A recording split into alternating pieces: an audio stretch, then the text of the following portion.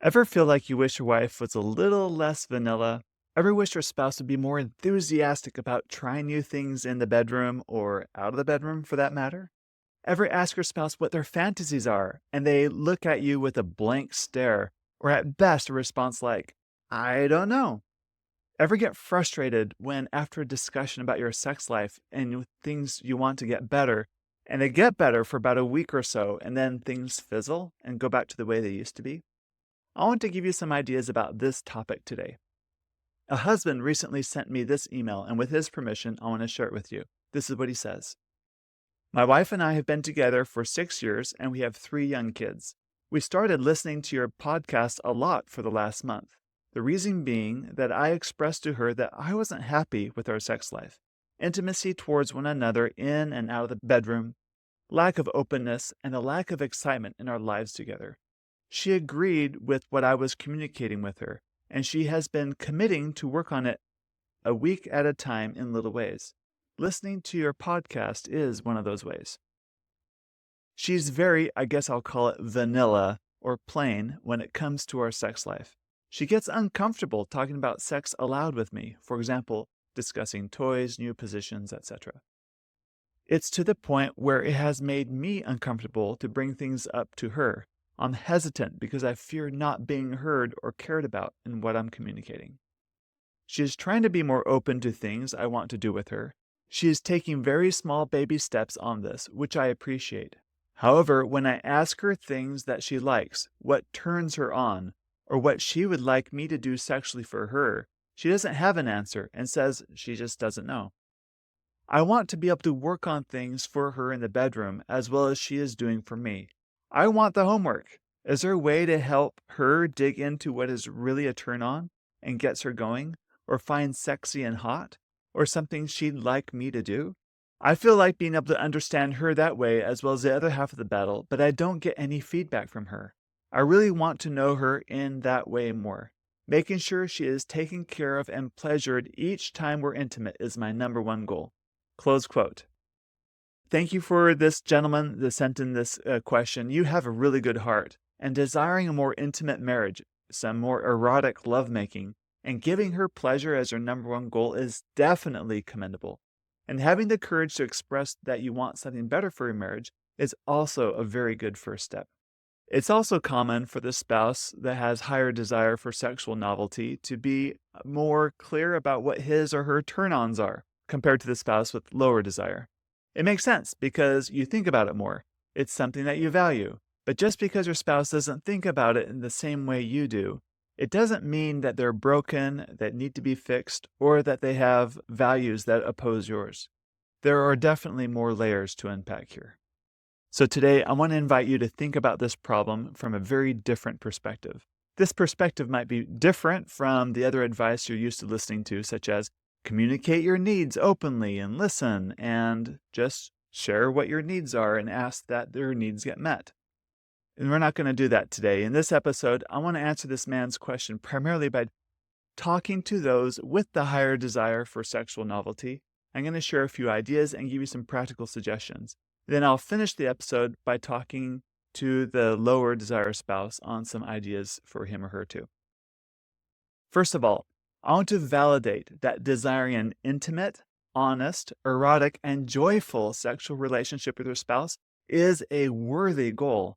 Sex is such a powerful way for couples to bind themselves to each other, even on a biological, spiritual, and emotional level. Sexual desires that foster closeness, intimacy, and something to look forward to in the marriage is definitely a good recipe for sex worth having. However, there's a common trap that those with a higher desire for sexual novelty fall into. It's thinking that they're somehow more evolved or sexually superior to their spouse. I know, because I am the higher desire spouse in my marriage most of the time, and I've fallen into this trap personally far too many times. I see it in my coaching practice too. It's a trap because you don't see it as a trap. You see it as you know what's good for the marriage. You've put your time and effort into researching and getting good advice, maybe even listening to an amazing podcast like this one, or downloading a thoughtful intimacy app like Intimately Us for couples. These are all good things. Again, the trap isn't wanting better sex. The trap is thinking you're sexually superior to your spouse as if you have the idea of what good sex is and your spouse doesn't, and he or she needs to catch up to your level. This reasoning makes sense, though, because you figure you think a lot about sex, you're more interested in sex, you read about it more, and generally have a wider range of interest in sexual novelty. Or compared to your spouse, you don't have as many sexual hang-ups, and you might find certain sexual acts very exciting instead of disgusting compared to how your spouse might think about it. On the other hand, you also see that your spouse seems to be really anxious about sex, and this could be real, as he or she does have anxieties about sex, whether it's body image issues, the culture he or she grew up in, negative past experiences, or general lack of healthy sexual education. You might ask her or him what their interests are, and he or she would respond with generalized answers or tell you that, or just tell you what you want to hear so that you'd stop asking and pestering them, or just responds with hesitation, or you get a lot of I don't knows. And then you hear about couples, maybe you read it online in a Facebook group or something, about people that have overcome hangups, where they used to not do X, Y, Z in the bedroom, and now they do it all the time and they love it. And you begin to wish your spouse was more like those that really put in the effort to make sex great in your book. The problem is there's a self-deception hidden in this line of thinking. The mistake is that you equate good sex with novelty. And because you want more novelty than your spouse, or because you're more comfortable with your sexuality, you are therefore the authority in your marriage as to what constitutes good sex in the marriage. You start seeing yourself as sexually superior to your spouse and wish they'd just catch up to your level, even if it was a little bit. And yes, good sex can include exciting new things and novel aspects, of course, but the mistake is thinking that getting your spouse to somehow do those things with you because you know better, that's where the deception lies. When it comes to building a sexual relationship and a sexual friendship, anytime you and your spouse are no longer on equal grounds and start forming a hierarchy, meaning one thinks that they are superior to the other or below the other, the lifeblood of passion will go out the window. Yes, your spouse might give in and do what you want them to do, but it's not going to be coming from a place of enthusiastic passion. It sets up a marriage pattern where your spouse works to earn your approval through sex or sexual acts, which might look like duty sex, which, when you accept and participate in that dynamic, you're just perpetuating the problem, and in the end, it becomes antithetical to real passion and desire because it's not organic. The other problem about this trap is it's a little intoxicating because it feels good to feel like you're the one in the marriage that has it all put together and you know what good sex ought to look like. But the reality, it's a mask to hide your own anxieties about sex. And when I say that, you might be going, well, I'm not the one with anxieties about sex. It's my spouse that's really anxious about sex.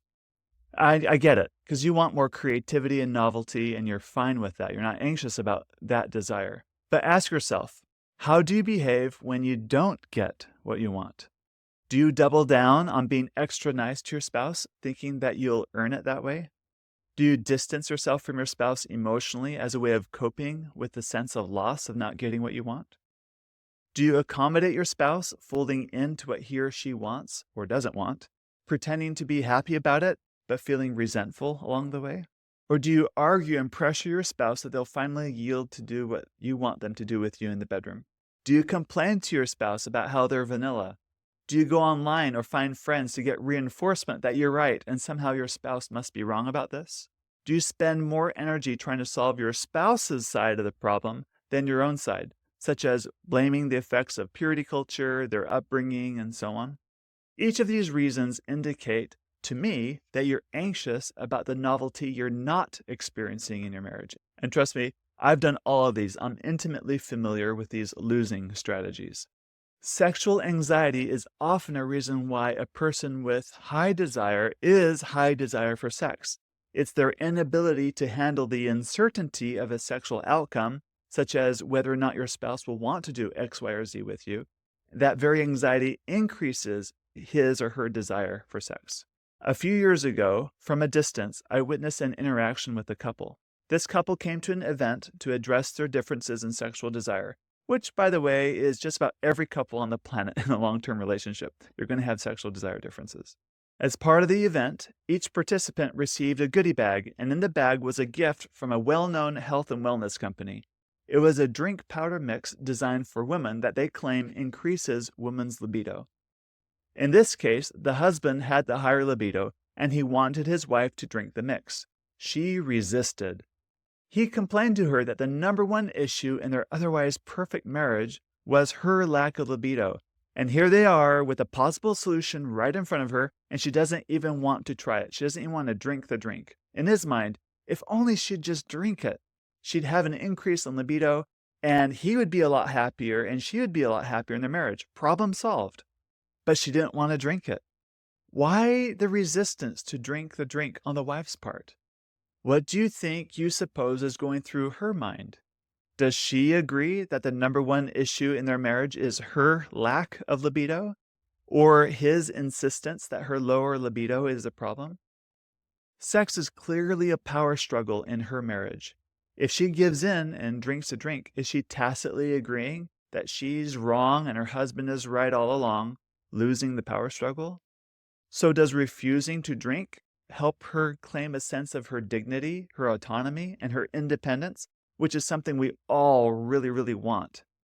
If she drinks a drink, and his anxiety may go down temporarily, but what about tomorrow? Is she now committed to managing his anxiety about her low libido through a drink powder mix? Do you see how the husband in this story doesn't realize how anxious he is about sex, and it creates a disconnect with him and his wife in the process? Dr. David Schnarch, as well as many other sex researchers, coaches, and therapists, agree that low libido is often a sign of good judgment on the part of the lower desire spouse. In other words, a plausible reason why your spouse might be vanilla could be good judgment on his or her part. It's not about the sex act alone you want them to do with you. It's about what meanings are attached to doing it with you, or what it costs them if they choose to do it. As I teach in my Get Your Marriage On program and discuss at our in-person couples retreats, the very best marriages are ones where it's less about ego or a power struggle around sex, but where both partners actually partner as equals and have a collaborative spirit about all marital matters. Our next marriage retreat is March 26th through the 30th in beautiful, sunny southern Utah. It's a great opportunity for you and your spouse to get away for 4 days, to relax a little, enjoy some romance, and have some fun, and also get to do a deep dive into the intimacy in your marriage with the guidance of me and my fellow coaches. So sign up today. The details are on our website at getyourmarriageon.com. We humans don't just have sex. We always participate in a meeting. It's impossible to have sex without deriving some meaning from it, unless you're absolutely completely drunk and you won't remember it. Therefore, there's really no such thing as quote-unquote casual sex. So if having sex with your spouse is about participating in a meeting, what kinds of meanings in sex would you both collaboratively define as good sex? What kind of sex sounds inviting to both of you? What kind of sex is sex worth wanting for you and your spouse? Let me give you a few ideas. What about sex where you feel like you can totally be yourself? Where you don't feel like you have to put on a production or a show or be a certain way in order to make your spouse happy? What about sex where it's about really enjoying each other, sharing pleasure, without a particular goal or a specific outcome that has to be reached in order for it to quote-unquote count as having sex? What about sex that's highly erotic, super hot, where you get lost in the passion of the moment, where it feels as though time has stood still? You feel transported to someplace special that only you and your spouse can go, and you're there for a while. What about sex where you both feel really close to each other, deeply loved and cherished, and valued for who you are deep inside? What about sex that's so good it's worth losing an hour's night's sleep over? In these examples, good sex isn't defined by novelty alone. It's defined by what meanings are created in the experience. Good sex doesn't come easily to everyone all the time. Anything in life of value requires effort, and sex is no different. It's because it requires you to learn how to settle down while being undressed next to someone, which, frankly, is a tall order. If you pay close attention, there's probably some anxiousness in the sex you're having. You can tell because you're probably worrying about what your spouse is thinking about or worrying about while they're having sex. And you can't really be in the moment if you're worried about what your spouse is thinking about or what you're worrying about in the sexual act. Therefore, your ability to quote unquote calm the heck down, as I like to say, really is the ultimate black belt sex tip. It's because once you can be more mindful and open about the experience and really be open with your spouse, that's when great things happen. It's a lot easier to be naked, bodies tucked inside each other, when you're both settled down and just enjoying the moment. I want you to pause this podcast just for a moment and think about your 3 top sexual experiences. Go ahead. Think about your best sexual experience you've had with your spouse, your top 3. Let me know when you've got it, and you'll know you've got it when you notice you have a smile come across your face. So let me ask you, did those peak sexual experiences begin from a place of trying to get somewhere or demanding more novelty in your relationship? Like dragging your spouse up the mountain where you think good sex ought to be? I doubt it. I'm willing to bet that your best sexual experiences unfolded organically from a base camp at the base of the mountain. You both found a place where you felt settled down together, and then the right moment unfolded before you. It's like an organic process. You weren't trying to yank or push your spouse into doing something. There was no pressure in there. It was both an organic unfolding. From my experience, the couples with great sex lives have learned how to master the art of getting to a sense of this collaborative openness, this base camp, if you will, with their spouse. If you're in a marriage with a vanilla spouse and you wish for more excitement, you're going to have a much better chance of getting your spouse to hike up the mountain with you once you've settled in at a base camp, rather than yanking them up the mountain. Now, finding your base camp as a couple takes practice. My wife and I, by the way, have a very normal marriage, and this is something we practice often, and I don't claim to have everything worked out myself. A while ago, Emily and I went on a getaway, just the 2 of us for the weekend. It was a perfect rest and reset. And what made this particular getaway great is it allowed us to take a step back to stop trying to work on something in our marriage. Instead, we unworked on something, and we didn't focus on anything per se. We stopped trying to get the other person to share our point of view. If it was a tug of war, we both decided to just drop the rope for the weekend. We then quickly found our base camp. It meant dropping expectations and fears and certain things not happening, which required a lot of calming the heck down. We just let things unfold organically, and unfold they did. We had a great time, and we're a lot closer because of it. Looking back, I can see times in my own marriage where I've been indulgent in how I've approached my wife about things I want to try in the bedroom. It's indulgent because I know her weaknesses and how to exploit them to get what I want.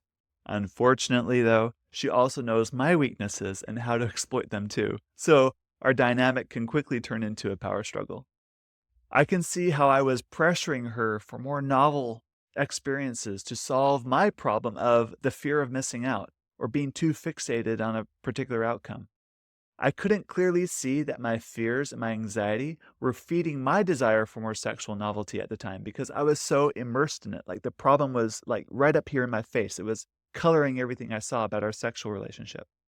At this time, all it took for me was to step away from the problem, and the problem sort of took care of itself. So I encourage you to find your base camp and let your sexual desires as a couple be an organic unfolding process. Sexual desire or interest in novel sexual activity isn't something that can be produced or demanded. Of course, you can express what you want. There's no problem in that. But it's the demanding or I need you to work on this or how come you don't want to work on this? That's the part where we start falling into the trap. The reason is sex hates being fabricated. It hates being produced. Sex hates the burden of it being the measure of success or happiness in one's spouse or in the marriage. Sex hates needing to look a certain way in order for it to be acceptable. Dr. Jennifer Finlayson-Fife, one of my mentors, once said, "Get good at calming down enough to be with your spouse and stop trying to get him or her to be something for you. You'll quickly find more life and progress in your marriage than the false ambition of trying to get somewhere else." Your ability to settle down into your relationship is the measure of your maturity, not how comfortable you are with a wider range of sexual acts. The more mature person isn't the one that can do X, Y, Z and wants to do it all. The more mature person is the one that can really settle down and be with their spouse while still holding on to their own desires. It's then and only then when your spouse might progress by stepping into more novelty. But you don't control his or her progress.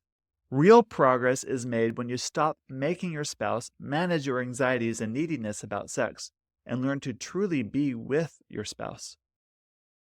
Hearing this, you might say, all right, Dan, so my desires don't count? You're telling me I just need to settle and pretend to be happy with it? Won't I get resentful? I get it. It will be resentful if you think of this as the strategy for you to get more novelty in sex. Remember, this isn't a strategy. You're not trying to get something from someone by being a certain way. That is a form of manipulation.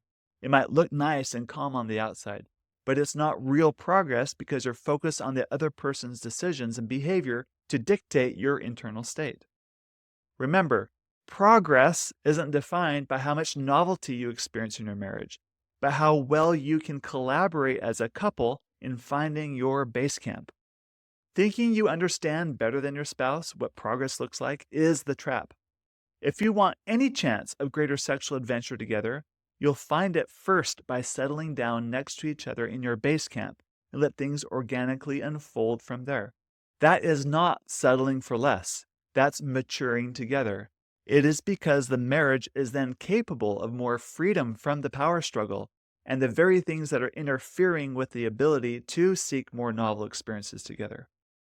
By the way, that base camp, that calm feeling where you can both be really open and collaborative, is a very inviting meaning for your spouse to step into also, because it's not a demanding place. It gives him or her the space to work out internally what he or she needs and wants and desires within her. All right, we're about 25 minutes into this episode, and I'm finished speaking to the spouse with a higher desire for sexual novelty. Now I want to turn my attention to the last 5 minutes to the spouse with a lower desire for sexual novelty in your relationship and give you a few practical ideas and tips of what to do next. First, sexual growth always happens best when it's about something you want. The first thing I want you to know is sexual growth happens when it's about something you want to do and not something you feel like you have to do. In a previous podcast episode with Dr. Cami Hurst, she tells a story of scientists studying mice solving a maze. And for the first group of mice, they put cheese in the opposite corner. They put the mice in the maze, and the mouse sniffs the air, smells the cheese, and then starts working to solve the maze to get to the cheese. In the second group, they put the mouse in the maze and had a puppet owl chasing the mouse through the maze. So the mouse had to solve the maze to save its own life, to save its own skin. Then they analyzed the brain activity that happened in the mouse's brains while they're trying to solve the maze. Now the task is the same, right? The task for the mouse is solve the maze. But what was going on inside their head, or why they were solving the maze, was a very completely different reason. One was about approaching, the other was about avoiding a consequence. And as they analyzed and looked at their brains, the brains that were about the cheese, about approaching something they want, had twice the brain activity in regions of the brain around creativity and problem solving compared to those that were being chased by the puppet owl. No surprise. In other words, sexual development needs to be something you want to do and not something you have to do. Then you'll make a lot more progress and connection and development in your own marriage. A few ways to find more cheese in your desire to grow sexually can be to get a really good book about sex, listen to this podcast, download the Intimately Us app and read through the Learn section. Talk to friends you trust that are willing to open up and share about what works for them in their own marriages. Join our private Facebook group, which I'll include in the show notes, or get coaching from those that share your values. My coaching program, by the way, can definitely help you in this area. If you sense your spouse seems to be really needy or anxious about sex or certain sexual acts, consider for a moment that you're participating in creating a marriage where you're creating an anxious spouse. Dynamics in marriages are always co-created. You have a part to play in the reason why your spouse is anxious. It doesn't mean you're responsible, but you definitely have a role to play. Are there areas where you can make a more honest effort? Do you fear you'll be giving up control in your marriage if you're to become more mindful of your sexuality and honestly address what needs to be addressed? Some personality types are more open to new experiences than others. It could just be that you're not the try anything once type, and that's okay. One of my favorite movies is The Secret Life of Walter Mitty, where the main character lives a very predictable, unexciting, boring life until he's thrust into solving a problem and realizes that life is meant to be lived and experienced, even if it takes you out of your comfort zone. Sometimes finding inspiration to push yourself just a little bit outside of your comfort zone is where you'll find new joys, new experiences, and new things that breathe meaning and depth into your life. You can also find that this pattern helps with parenting, finding new hobbies, and seeking better balance in life. Fearlessly taking yourself on and addressing things that matter to you also helps. I also suggest taking your fears, concerns, and hopes to the Lord in prayer, and I know He can be helpful, and listen and look for His guidance in small everyday things. If you have a specific hang-up that you'd like to get over, the best way to get over it is to expose yourself just a little bit to that thing that makes you uncomfortable and then settle with it. And then expose yourself a little bit more. For example, if you don't like tomatoes, but you're motivated to like eating tomatoes more, you might start by touching a tomato, and then progress to smelling a tomato, and then maybe touching a tomato with your tongue, and then taking a small bite, and so on by progressively exposing yourself to more tomato over time. You may one day discover that you actually like tomatoes in certain situations, or at least you can tolerate them better. This process requires you to push yourself and commit to growing yourself up, which doesn't always come easy to everyone. Most importantly of all, think about what kinds of meanings of sex are appealing to you, and collaborate with your spouse to have more positive sexual encounters that leave you feeling more loved and pleasured. If you'd like additional help in this area, please check out our Get Your Marriage On program and consider attending our in-person couples retreat. We're only doing one retreat this year, and it's going to be our best one yet. Check out getyourmarriageon.com for all of these details to help you in your marriage. Thank you for listening, and have a happy new year.